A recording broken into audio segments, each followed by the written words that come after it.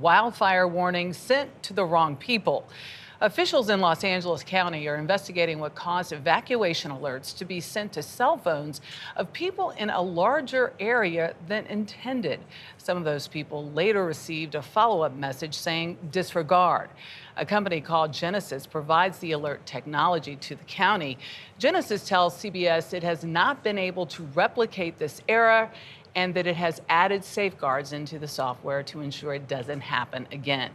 National environmental correspondent David Schechter explains how the technology is intended to work.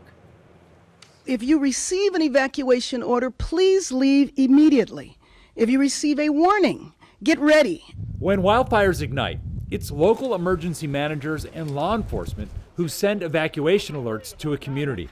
New technology in LA County draws these alert polygons that determine who gets the message. If you're in the polygon, you're going to get an alert. Lisa Bernard is with Genesis, makers of the alert system used by LA County. Its computer algorithm had already defined these zones. It considers things like population density, hazard areas, and how people can get out. Having those predefined areas really speeds up that process of defining the area that's being evacuated and then communicating that out to the public. For example, on Wednesday morning, as the Eaton fire approached, people living in this polygon in the Pasadena area got a message to evacuate.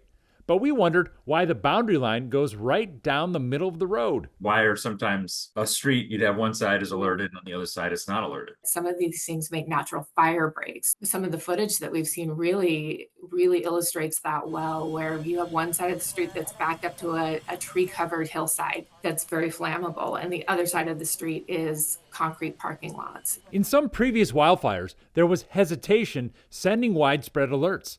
Craig Fugate is a former FEMA administrator and Genesis board member. When you're sitting there as an incident manager, and I'm like looking at the fire, I'm looking at my maps, and I'm trying to figure out where I need to evacuate. And I'm like, well, how far do I go? Which direction I go? He believes this new technology helps alleviate that. Do you think ultimately that saves lives? Well, that's our hope. And I think it lowers the barrier that we saw for some emergency managers who are always concerned about overwarning and creating more problems with too many people hearing the evacuation that aren't at risk, jamming up the roads where people couldn't get out. A next step will be assessing whether alerts in LA gave people enough time and information to protect themselves. For CBS Saturday Morning, I'm David Schechter.